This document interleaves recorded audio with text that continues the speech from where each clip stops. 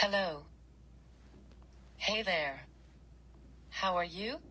My name is Neaama Bourote. I'm a speech-language pathologist here at the Guild.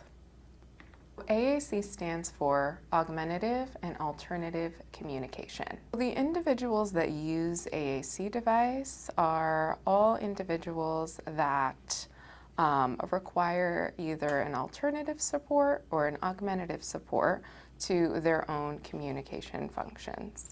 So whether that's an individual that has some speaking and verbal abilities or an individual that has none, really, augmentative and alternative communication is there to serve everyone. AAC comes in a variety of forms, and what you see here through an iPad or a speech generating device is just one example, and it's an example of a high-tech form.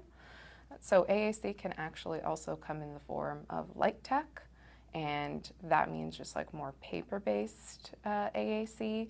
There could even be things such as sign language and gestures that can also count as AAC. This right here is more of a general and universal language support. And so basically there's a bunch of different categories, and all or most of the staff at the Guild actually have this on their keychains. And so this is an on-the-go portable support to provide an individual with the opportunity to communicate. We would at least have some basic feelings, some basic senses and emotions that the individual then could point to be able to communicate. We even offer universal supports around all of their settings. So within their classroom, on the playground, at their residences, there's so many different ways that you can support these individuals with communicating.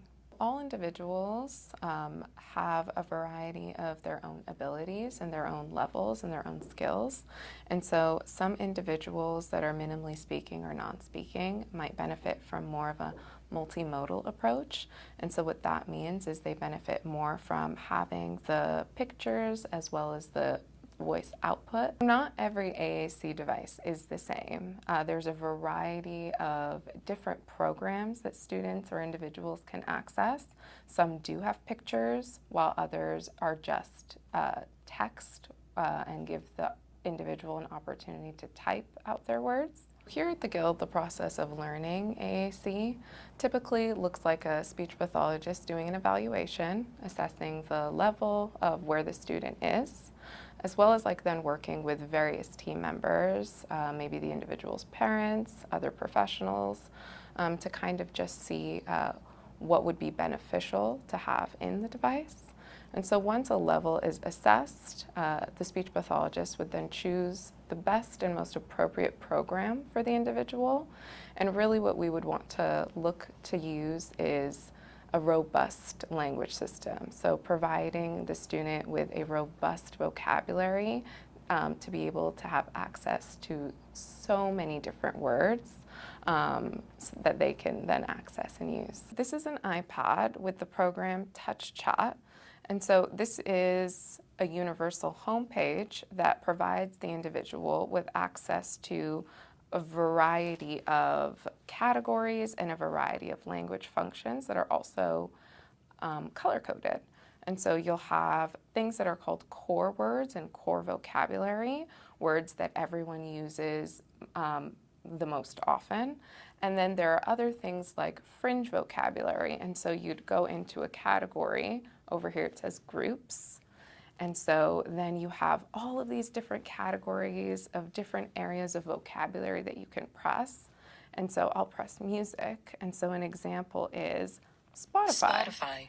And so that is called a fringe vocabulary word because it's not a word that's used that often, but an individual might benefit from having that word in their vocabulary. I feel happy. I'd say a great tip for someone who's communicating with someone that uses an AAC device is to really practice patience, allow the individual to navigate their very robust and complex language system, allow them the time to process and be able to formulate and then convey their message. Yeah, another tip for a community member that's interacting with an AAC user is to remember to interact with the AAC user. You know, don't talk or look at their staff. Don't assume that they don't understand what you're saying.